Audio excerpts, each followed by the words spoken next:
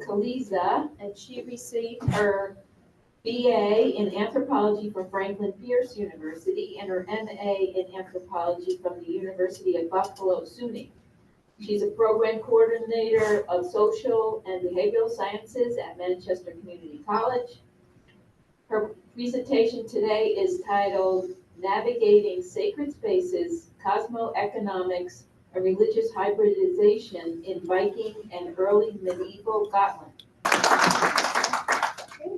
Hi, everyone. So thank you so much again for having me, and thank you to the board for asking me to speak today.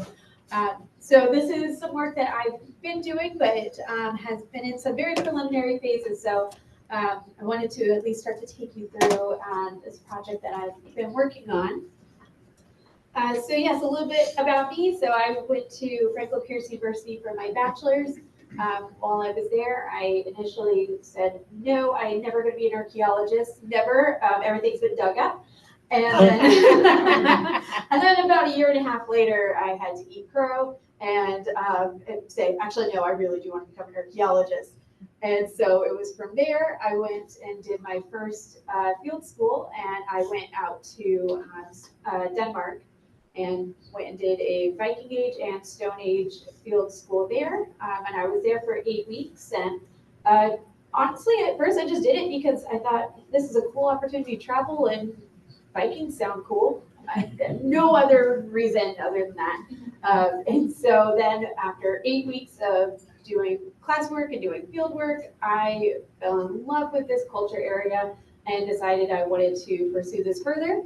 So then I went to the University at Buffalo in New York, and that's where I started working on my master's. Originally, I was going to be doing this same kind of study, looking at this island, Gotland, in Sweden. And I was going to look at it from the Viking Age and early medieval period. Some of the research didn't quite work out at the time, and so in order to wrap things up and to finish up my master's project, I ended up making my master's work just overall a broader look at Christianization of Scandinavia in Denmark and southern Sweden, and then also looking at religious identity and religious change in the area. And so I can still incorporate Gotland, but it wasn't the only thing I was looking at. And so then I decided to take a break for a little bit and come back home to New Hampshire, come work and see what I wanted to do. And it was several years later that I was teaching an economic anthropology class that I came across this theory of cosmoeconomics. And that has to do with how the economic system impacts the religion of the society, and then how vice versa, religion is impacting the economics. And a little light bulb went off, and I thought, that maybe is what I was missing, because I didn't like economics all too much back in my graduate school days, and so I kind of tried to ignore it as best I could. I will admit my faults, and so now here I am several years later, and I'm wanting to go back to graduate school. I'm wanting to go on for a PhD, and I thought, that sounds like the perfect project, so let's go revisit that cosmoeconomics. I can't ignore the economy. That's going to be really important. And let's see what happens if we start kind of mapping the religion, start mapping the economy system over on this island. So that's some background as to how we got here. And so this is our island that we are looking at. This is Gotland, Sweden. It is the largest island in Sweden. And it is, sorry, my animations are in a different order. It is going to be centered pretty well in the Baltic Sea. It's a nice, easy connection for anybody who's doing some seafaring to go into Eastern Europe here, and then to get into Central and Western Europe, and then also easy connections to get to the rest of Scandinavia this way. There's some really unique features on Gotland itself. So this island here is about 3,183 square kilometers. It's about 102 square miles. With that, sorry, things are really out of order there. There are over 400 picture stones on the island that are from the late Iron Age alone. So these picture stones, I'll show you and walk us through quite a bit. are going to be very distinctive compared to runestone building throughout the rest of Scandinavia. Gotland is going to have very much the highest frequency because there are only 4 other picture stones that are found anywhere else in Scandinavia from this period. Otherwise, they're all here on the island. They also have some really large finds related to the trade economy. So, for example, they have over 200 silver hoards that would have come from the Islamic Caliphate, also during the Viking period, and then other grave goods that would be coming from the east, such as cowrie shells. Those are not typically found in Viking areas unless it is connected to the trade. And then as we move out of the Viking period, or we're kind of in that transitional phase of Viking into medieval period, we start to see church building that is going to grow on this island. And so we have 86 medieval churches that are actually still standing today on this island. And then there are also another 7 that existed prehistorically that there are just ruins of, sorry, not ruins, that are just ruins of them. So really, when we're saying how close these churches are, some of them are across the street from one another. And you can see them and pretty much wave hi to anybody who's at that next church. There's so many that are very, very close together, and then you also get some that are spread out further. And so that was, again, one of my questions. Why? Why do you have so many churches on this island from a very small time period overall? We're only looking at about 300 years of church building. And again, this island is 102 square miles. So the goal of what I'm wanting to do is to investigate the intersectionality of economics and religion on Gotland, and as it relates to social identities. I decided to expand beyond just religious identity because I need to look at other forms of social identity, including class. So I'm looking at the hybridization of religions, specifically going from Old Norse paganism into Christianity, and looking at how do those possibly blend? Do we see evidence of that? I was looking at the Europeanization of the island. Gotland is doing something pretty unique for several hundred years, where it tries to be pretty autonomous, and it tries to stay away from Sweden and out of Swedish politics. It tries to stay out of Denmark, it tries to stay out of Eastern Europe, and it wants to be its own entity. And it has its own clans of local chieftains who are governing the island itself. And so they're, even though they're going to be part of this really big trade network, they're largely staying out of these other things. But yet, eventually we do see that they start to adopt traits closer to Western and Central Europe. We also start to see the difference between urban versus rural areas. And all of this is during the Viking Age and early medieval period. So I initially was coming into this going, I'm going to have every single picture stone on this island mapped, and I'm going to have this and this, and realized that was a really big stretch goal of mine. So eventually, my long-term goal is that I would like to actually have all of these mapped out. Would like to have all the picture stones and all the rune stones and all the churches and the ruins mapped out and everything. But that's a much, much bigger project than this. So we're going to do a snippet and kind of a short version, but that's my very long, lengthy intro into this. And that brings me to what some of my methods are and my limitations looking at this. And both of them have to do with data. My big limitation is that getting open sources of archaeology data are very slowly becoming available coming from Sweden. But otherwise, there's some areas where they're really not making that, especially GIS data, available just yet, or they don't quite have a digital catalog. And so unless I'm actively partnered with one of those universities or with those museums or out there in the field, I largely would not have access to those. So one of their goals, one of Sweden's goals, to go with the United Nations Sustainable Development Goals for the year 2030 is to have open archaeology data available. So they have several catalogs that they're developing. They have several sites that they're starting to pull together this data and make it available internationally. So I was working with what I had, but knowing that some of it's still coming. So instead, my research today has 93 medieval churches It has 9 harbor sites that would also be some of these trade sites. It has only 65 picture stones. It has 2 ship settings, which would be our stone ships that would have also been graves. It has 5 pharaohs and then 2 silver horns. All right, so then of course I have to give some info about who were the Vikings themselves.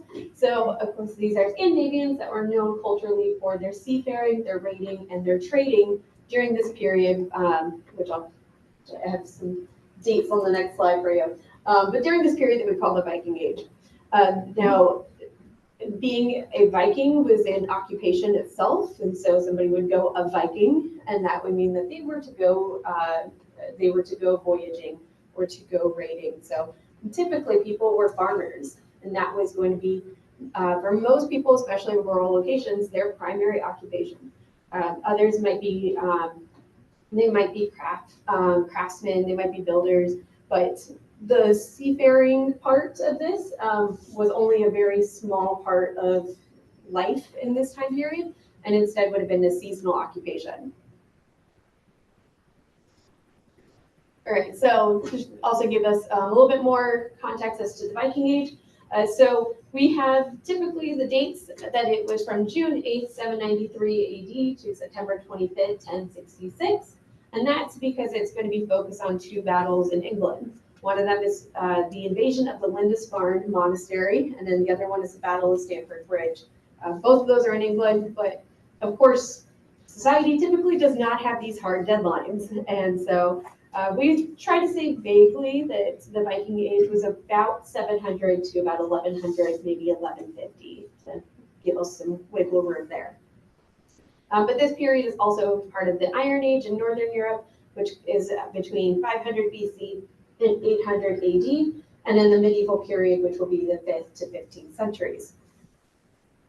And something I'd just like to share about the Vikings is that often we say that history is written by the winners, but not necessarily, because the Vikings were very, very successful when they were raiding and pillaging, but they were not typically writing things down very often. So the only time that they were really writing was in rune stones, which would have been more for religion, ritual purpose, or for burial sites.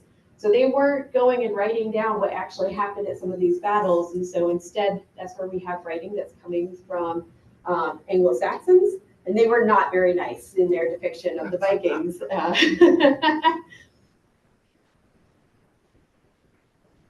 But looking at some of the origins of this period here, so we have advancements in shipping and technology that allowed the Vikings to start traveling pretty far and very fast. So they had these long, shallow ships that were fast and they could land almost anywhere without needing to have special harbors to land in. And then from there, they would have smaller ships that they could travel up rivers or they could carry between water courses. And this is what allowed them to expand to such a large network, like we see over here, where we get to eventually what Scandinavian settlement looks like. And we're able to follow the path that the Vikings are traveling across these seas and then going down rivers. This is an example from the, I believe this is from the Oseberg burial in Norway of one of their ships. This would have been a long ship here. This would have been able to go over the open sea. And then, but it's also very flat. And so this is why they also could have gone upriver. And it's very wide. So this one here would have been used for trade, and it would have been where they would have had cargo on this ship. So some of the other reasons why we see kind of this change that starts this Viking period, besides looking at the expansion of trade, is that there was possibly political instability at the end of the Nordic Bronze Age, preceding this, that would have brought various social changes, including the possibility that there might have been overcrowding in Scandinavia that was forcing people to move around. There is also a question if there was climate change that was happening, and that could have been part of it. And so we start to see a warm period that is about 950 to 1250 AD. And the hypothesis with that is that potentially people were able to travel and farm more easily because it's much warmer and nicer and makes conditions more ideal for sailing. So now I'm looking at hybridization theory. And so with this, and looking at the Old Norse and Christian locales that were built on top of or near each other and how both would have been important for ritual sites. This theory has been coming out and about for quite a bit when looking at the archaeology of religion. So it has already been argued that the church was using existing sacred places for Christian rituals and pagan rituals were instead moved indoors and out of sight. Oftentimes, pagan rituals would have been outdoors, which is a big part of why we don't have a lot of remains from those, because they would have been using lots of organic materials, would have been very performative, and didn't have much of material culture that would be left later.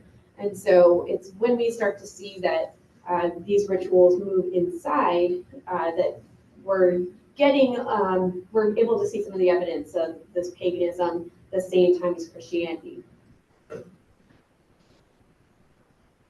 So I wanted to take you through a little bit of the mapping that I've been working on, and I'm very much self-taught in trying to use digital methods. So that's one of the things that I'm hoping to continue to improve on and work on a little bit further. But I wanted to show us various sites across Gotland and take you through some of these various picture stones, these different trade sites and all that. So what I first want to draw your attention to are the Viking harbors that we have, and these are in these little black and green pins here. And so they're mostly going to be concentrated along the west coast. And so we see Visby is the capital of Gotland even today, and it would have been the economic capital of Gotland even going back over 1,000 years ago. This would have been an urban site really going back to the late Iron Age. And so we have Viking harbors along Visby, just north of Visby, and then we can go further south, but still hugging that west coast, where those are going to be the major sites that people are coming to, and they're going there to trade. They're staying there for a while, and we have foreigners that are coming also. People would be staying for just a short period, and then they would be moving on to other locations. We also have Viking Age barrows, and so those are going to be in our red dots here, and those are going to be spread out quite a bit further. And the other thing I want to draw your attention to is this point here, which is a Bronze Age and early Iron Age settlement, because we'll see that later, where this location here is going to be largely untouched throughout the Viking and medieval period. The next point I want to draw your attention to are these two larger blue points, and those are going to be the two locations I have currently for the silver coins that are being found that are coming from the Islamic Caliphate, would have been coming from as far as Baghdad. And we have these two are locations of very large hoards of silver. Silver only is being imported into Scandinavia at this time. So they would have been getting it from other places, and yet they were using it as part of their coinage. So what the Vikings would have been doing is getting this from the east, and they would have been transporting it back into Scandinavia, and then they would be going and crafting it from there or minting it. And there's several mints on Gotland.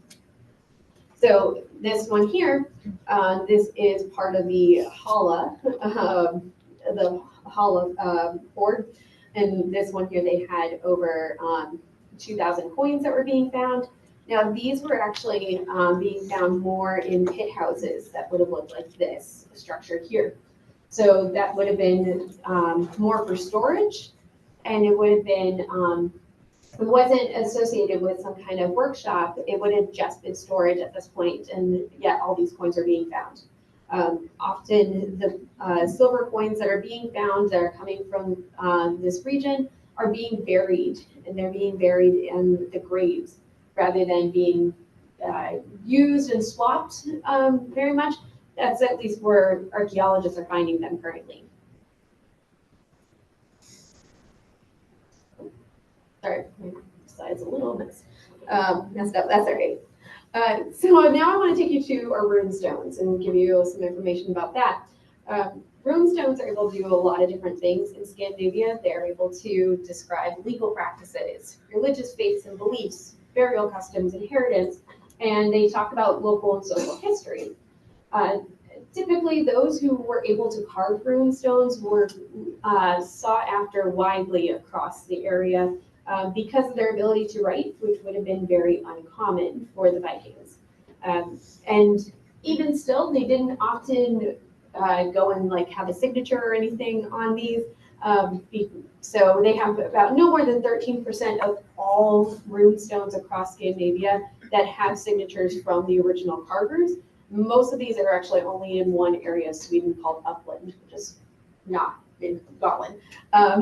So with these rune stones here, this is actually going to be part of our picture stones, but they have our runic inscriptions all along here.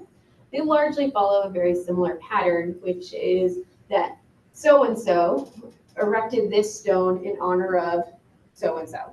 And so it is, you as the builder would have your name attached first, and because that's the honorific that you were the one who was able to go and afford to have this stone crafted and put up on display, and you were doing it in honor of somebody else. And if they had any significant things that they did in their life, or especially a significant death, that would have been more important to have a significant death and to have an honorable death.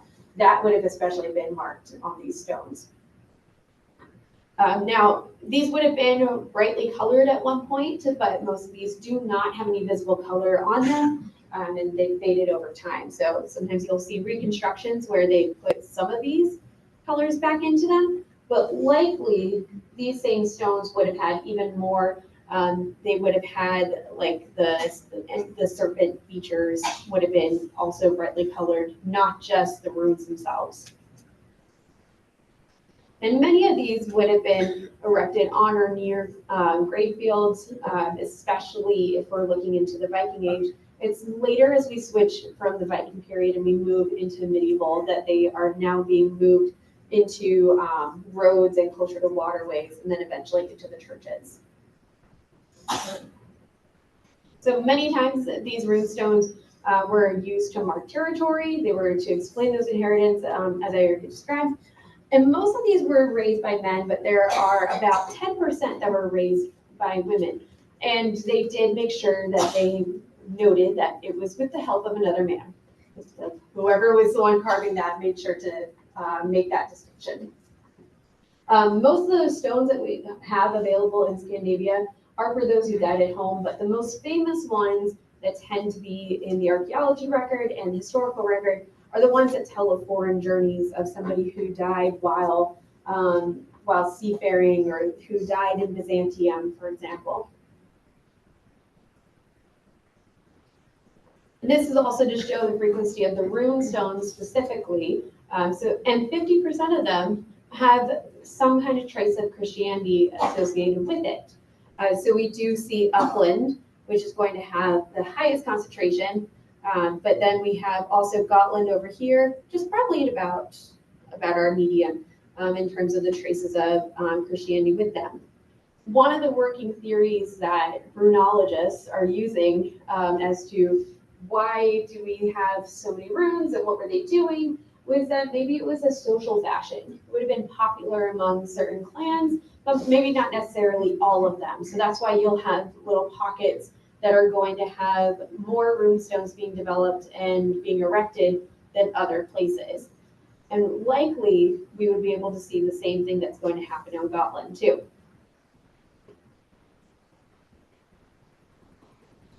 But now, Gotland has their rune stones, but they also have their picture stones. And so I wanted to give some information about that as well. The picture stone is going to be a detached stone, or it's going to be on the side of a mountain with at least one figure depicted. So just so we have the baseline for what that is referring to. These were typically private memorials of someone who was of a social or cultural elite status. And typically, if the corpse was not available for burial, this would have been made in their honor. And with these picture stones across Scotland, there are three figures that are found on almost every single stone. Now, it would be the ship, it would be the horseman, and it would be the Valkyrie. And all three of these would have been very significant in Old Norse paganism. And the ship is going to be a common motif that you see throughout the Old Norse myths. And so, for example, you see it actually here and in here. It also would have been a way to mark the present culture at the time, being the Viking society. You have the horseman, which likely would have been Odin, but it could have been some other warrior. There are some stones where you see an 8-legged horse, which would have been Sleipnir, which is Odin's horse. And then the Valkyrie also, which would have been the way to connect this plane of Midgard with the next plane of Asgard and taking the warriors into the next life, or especially taking them to Valhalla, excuse me. So these picture stones would eventually go through some changes, and I have information about those various phases that we'll see there too. One of the most famous picture stones, though, is the, hopefully I got my pronunciation right, the Thingvad. Thingvad? I'm gonna go with Thingvad. And this one here is, it has a very unique technique for its creation. So the surrounding stone had been removed and then had been colored in, which is very unusual. So you can see that we do have this area that is colored in and is still present today. We do have evidence of wear over time, and excuse me. We have runes on the bottom right, and then also on the top left, which are pretty unusual, because usually it's the picture itself is going to tell the whole story, but they have some runes that are mentioned here, which the other thing too that you typically will see is that the runes will go and they will follow the outline of the entire stone. So why is it that they're only in one small area? It's a little unclear. But they are consistent with the typical X raise the stone for Y formula that you do see across Scandinavia. And now there's two ways that this stone here can be interpreted. One is that it could be a scene upon the deceased individual's arrival to Valhalla. It could also be for somebody who had crossed the Baltic Sea for some kind of trade, and then they didn't make it back, likely due to storms, and it was a way to go and honor them and memorialize those events. This stone here is still standing at its site in Larbro, but most of the other Gotland stones are also going to be found in the graves or in churches as part of their towers. The Larbro stone and several of the others in the nearby area are still there, and they're still in situ. So there's 4 phases of stone raising that I want to make sure that we get a chance to take a look at, because that's going to be part of some of my other pins on my, my map for you. We have phase A, which is going to take place about the year 400 to 600 AD, where we have these tall stone slabs that are being used as gravestones. And they have very few pictures on them, but whenever they do, it is largely going to be a ship in the lower part with a battle scene or two and some other abstract figures. For example, this is the laurel image, and there's various debates as to what that image could mean, but everyone is kind of in agreement that it is likely something religious and significant, possibly Odinic or relating to Odin. Oh, sorry, my image was supposed to go away, but it didn't. So I'm gonna just have to talk around that. So phase B is from 600 to 800 AD. So we're still in the Viking period. Actually, we're now really kind of in the throes of this period. And so with this, we're seeing smaller monuments, but they are also still going to be graves. We have fewer pictures, but they are still going to be showing these ships, and then they're also going to start to show animals more frequently than the other ones were, and especially with antlers as the norm.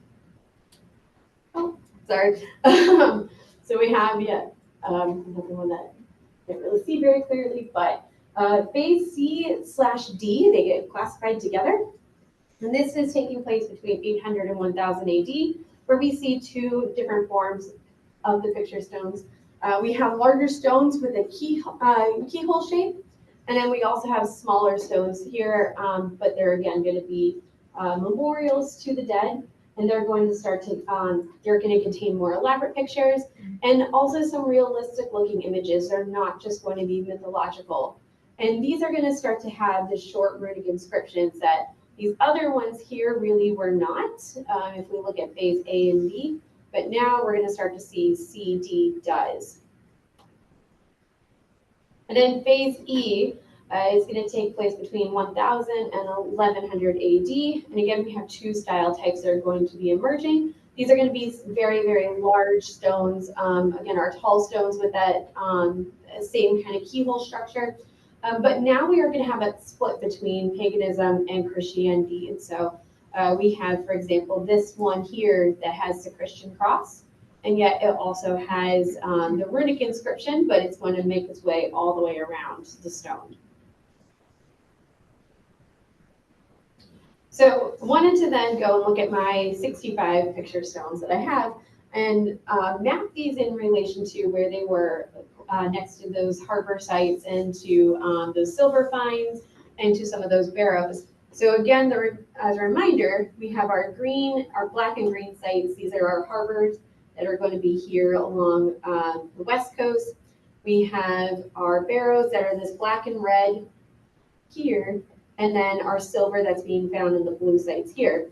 This big red pin that I have here is the picture stones that I have from layer A. Now I'm just doing a random sample of these picture stones, so I wasn't picking for any particular reason. It was just me going through that digital catalog that's been made available and just kind of going in order as I find them. So this is very much a random sample. But we have layer A, which isn't as impressive, honestly, until we start to look at these at a close-up. And then we see, for example, this one here is coming from this southern site called Hablingbo. And we have, there's actually about 11 picture stones. I only have half of them mapped. And the reason why I know there's at least a minimum of 11 is because I number them. And so I got all the way, I started kind of backwards. And so I started at 11 and making my way down. But it's a much more impressive image when we start to look at the close-ups. And we see that layer A, they are all together. And so they're all together and they're actually being found in the same parish and in the same kind of cemetery. So this one here that I was just showing you with Hablingbo, these were originally found in a local cemetery. It's unknown exactly how many graves there were because the cemetery has been toppled over, unfortunately, several times and been disturbed. This would have been a part of a very unique complex, and it would have been actually connected to this Bronze Age site here. And so they do have connections between one another and would have been part of this larger cemetery network.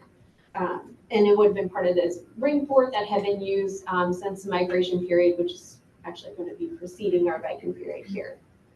But this whole area would have been used as a meeting site. It would have already been used for socio and cultural activities, would have been used for religious activities, and there's finds that go with this area. And these are finds from settlements. They're very rich overall. There's lots of graves. There's Roman imports. There's golden jewelry. And so for hundreds of years, this site had been used. And then it had a decline. And so this is, again, predating Vikings, that we get into the Vendel period where there's a decline. And this Hablingbo area really was not flourishing the way it was. And people were not in near this settlement area. This whole southern location was just largely being unused.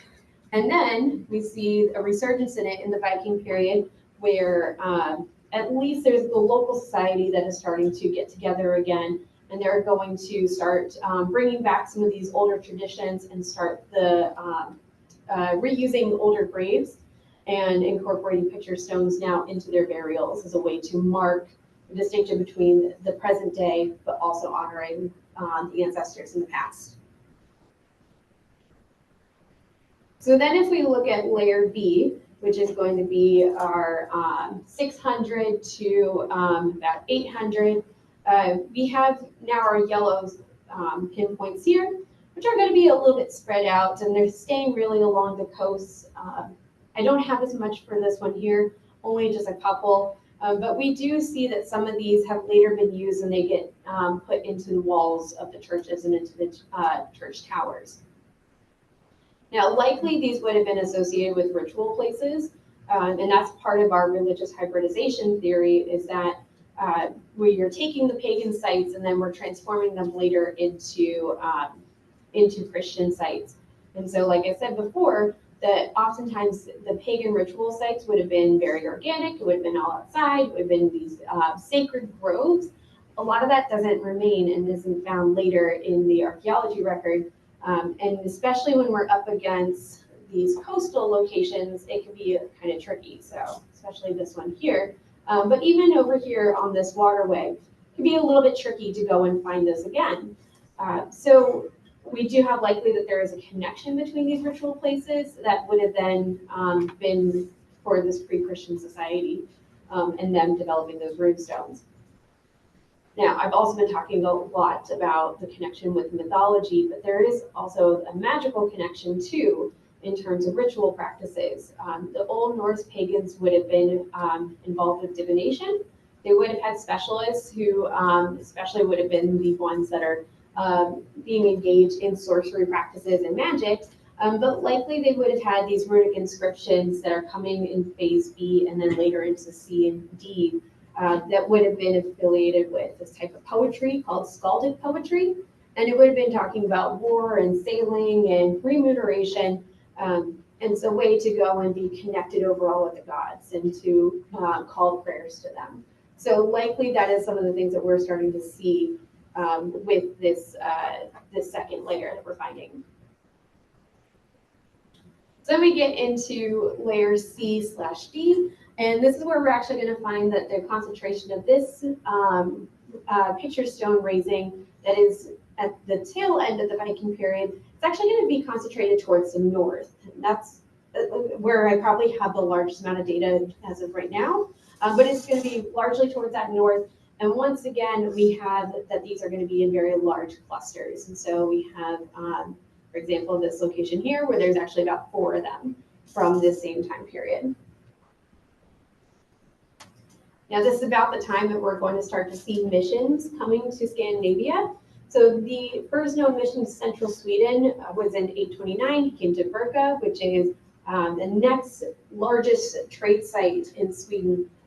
So it would have been, if you're going from Gotland into mainland Sweden, would have been the major place at the time. And then also probably about a day's sail away. It's very, very close to one another.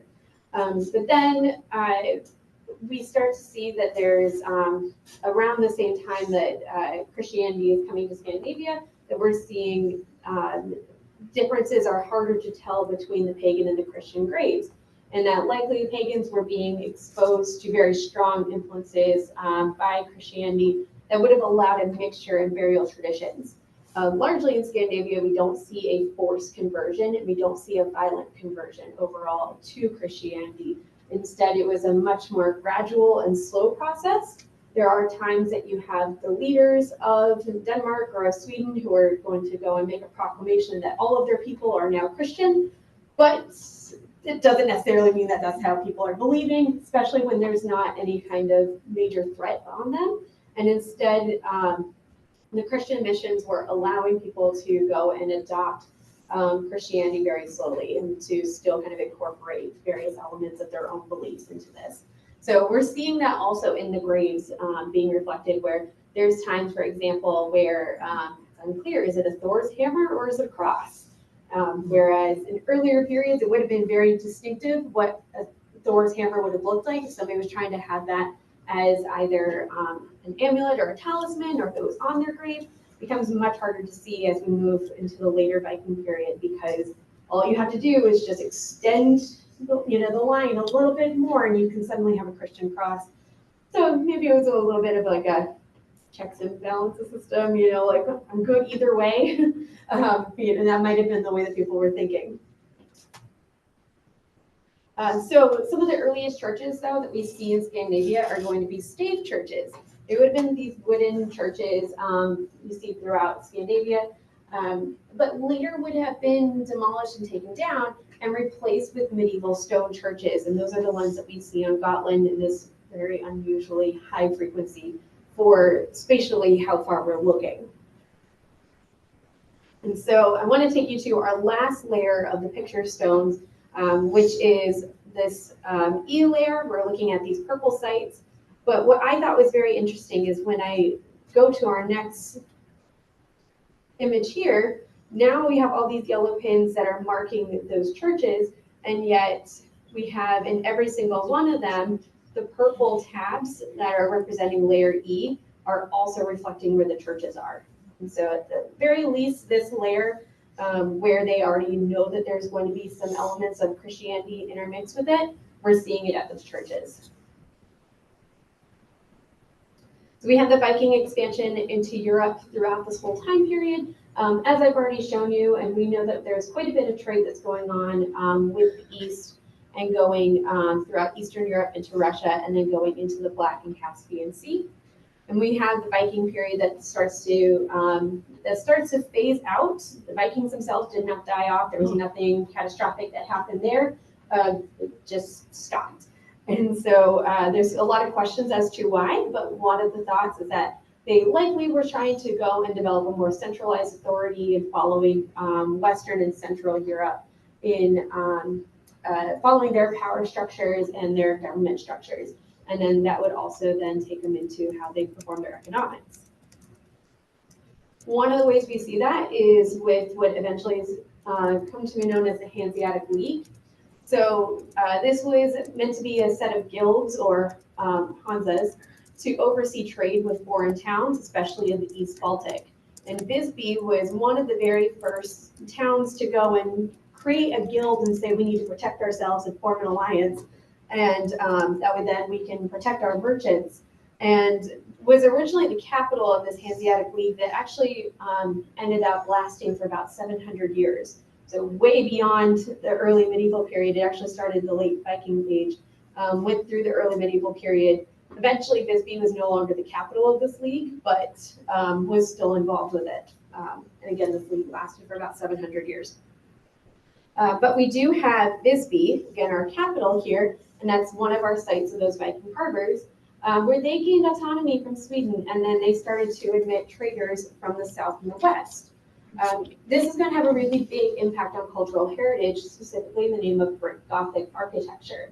And so what likely was happening at this time is that we had we're starting to get some very clear divides between those urban locations, which would have been here on the west, and we're going to start to have divides with largely the rest of Gotland, especially when you start to see we have a bit of a line that you kind of make, and that's because we have the church building that would have been happening at the same time as we had people who are coming through this league. They're protected by these guilds and would have been actively involved with trade with Western and Southern Europe. This is where we're going to have these very large Christian influences. We have missions that are going to be coming to Gotland and staying there, and we have Visby, the capital itself, that is going to be connecting with those Christian missions, and they're going to start building churches actually to proselytize and try to convert more and more people in the medieval period. They're trying to really go and show their connection to northern Germany with England and try to show kind of their Europeanness and also their separateness away from Sweden. Meanwhile, we have these rural locations that are largely not going to be a part of this and instead likely are trying to maintain their rural identity.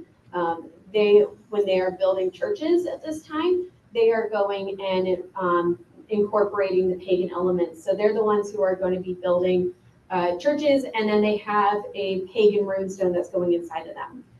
Or they're going into somebody's backyard, literally, and grabbing from a gravesite and putting them into those churches. Whereas we're not seeing that same thing that's happening here on the West Coast.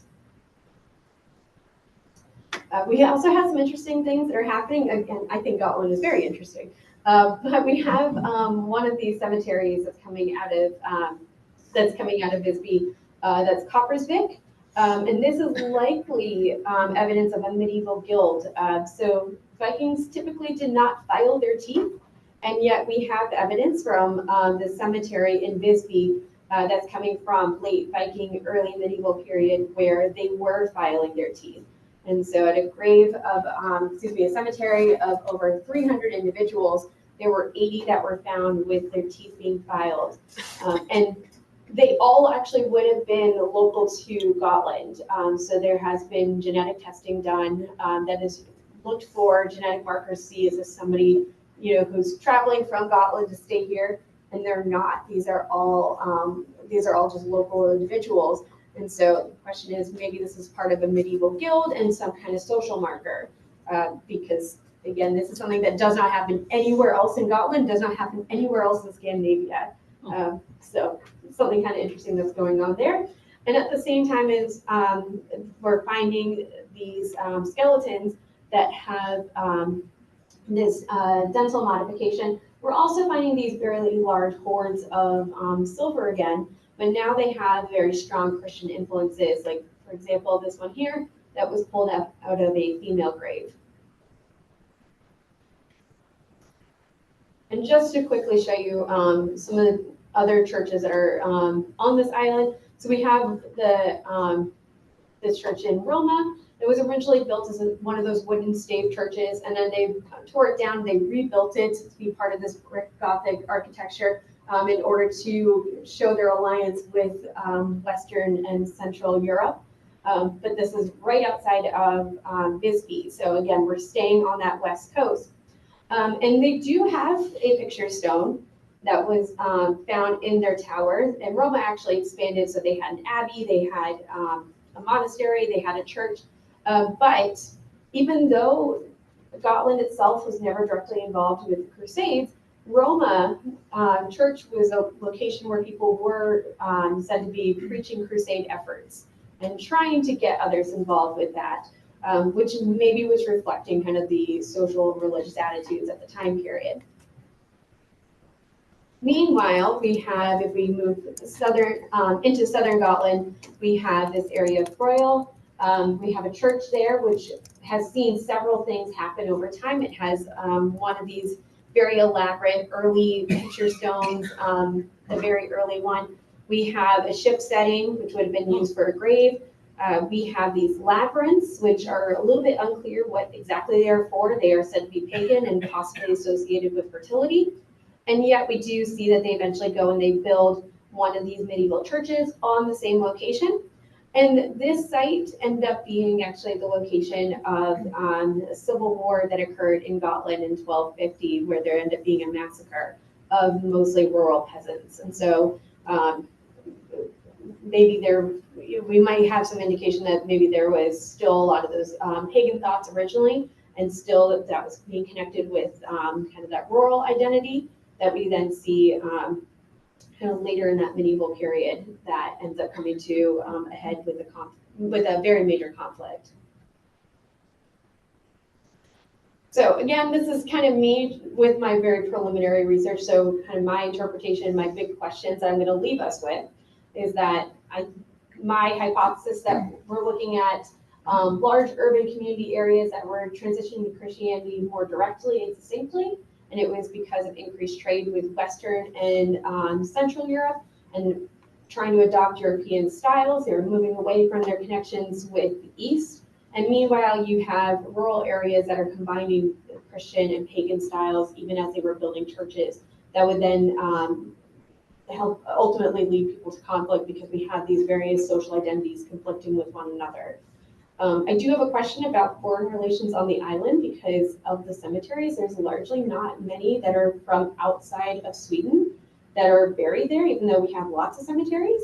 So despite the fact that Gotland was this major center, there weren't a lot of foreign burials. So I think that would be something interesting to go and investigate further. Yeah, so thank you.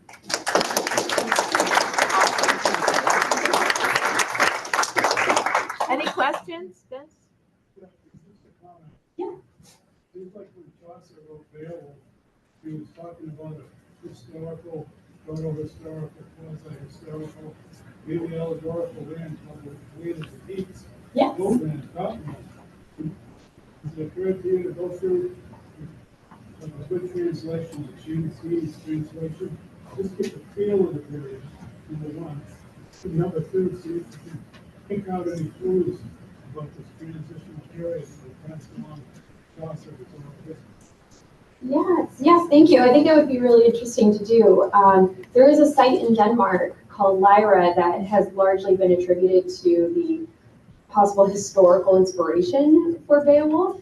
And there is certainly though the connection with the geeks that's in there. So thank you. That would be great actually. Nothing else. Fire, You had a question? yeah, when do Christian gravestones appear in Gotland? And is there a relationship with the earlier pictures? Yeah, so the Christian graves don't start to appear until about 900 to 1000. So we do have some very early ones as we start to have those Christian missions that are coming, but they're very kind of sparse and spread out. It's not until kind of the very last century of the Viking period that we have more and more Christian burials that are being found or that are clearly identifiable as Christian, I guess is a better way to phrase that. And yes, many of them are actually connected with picture stones. And so several of them are, they do have picture stones erected over that person's grave. And then they had these quasi pagan, quasi-Christian motifs on them. I'm going to pick Dawn first and then And then there's an online Hi. question. What was the role of women in the Viking Age? Yeah. Or was there a role for women? There was. So that's a really good question because women were typically the domestic, they were the domestic workers. They were taking care of the household, taking care of the farm. Especially if they had smaller homesteads, they would have been out actively working in the farms as well as their husbands. But you also had some women who were able to go and take some power. They were able to go and basically like rule the homestead if their husband was gone, especially if he was gone overseas. But there's some research that's suggesting that women likely were the first ones to convert to Christianity rather than the men in Scandinavia, because they would have actually seen Christianity as giving them more options in the afterlife. And so, yeah, otherwise, really their options in the afterlife, according to Old Norse paganism, would be that they either cease to exist or they go to hell with one L. And that would be it. There maybe were a couple shield maidens, but there's also not as many as kind of the popular culture likes to say that there was. And so instead, women have been theorized to be the first ones to convert to Christianity because they get baptized, they can go to heaven, no matter what. And so maybe that was some of the first inklings of Christianity. So even if they didn't have necessarily the strongest political power, at least socially, that's a pretty big power that they would have had. You mentioned 200 Islamic Caliphate silver hoards. Were all the hoards from Islamic coins, or were there other coins other coin hoards from different areas present in Gotland? Yeah, most of these are going to be coming from the Islamic Caliphate. And so almost all 200 of them are from that area. I just wanted to make a quick comment about the Viking woman. Isn't it true that they were more sexually active than other women in other cultures? Because when the men were away, they were engaged apparently in various types of sexual relationships with people who had been taken prisoner, including Irish, which just happens to be my background. So I was curious, this is what I read, that there was a freedom of sex that then translated at times even into Viking culture, because then the men would come back and they see children who obviously weren't their children, and it was, that was just the way it was. So it's a kind of, I've always thought that was an interesting aspect of Viking culture that, because I understand it. Yeah, that's a really good question. And I think that one, it would be kind of largely dependent on like which part of Scandinavia we're looking at. There were areas where you would have, in general, that sexual activity was freer overall. And then you had other areas where it was more conservative, where even as the men traveled off, that women were expected to remain pious and, and they were supposed to be, celibate until their husbands came back. So it very much depends on which area we're looking at. We have a question online. Yeah, there's a question online. The art of the stone seem almost Scythian. Is there a relationship between these two cultures? I'm not sure if I'm saying Scythian right. Yeah, as far as I know, there isn't a relationship between the Scythian stones and the Viking Gotlandic stones. Certainly something for me to look into though, because I mean, again, they had these very extensive networks to the east, so they maybe also had an influence on their art, but something for me to look into. There you go. Yeah.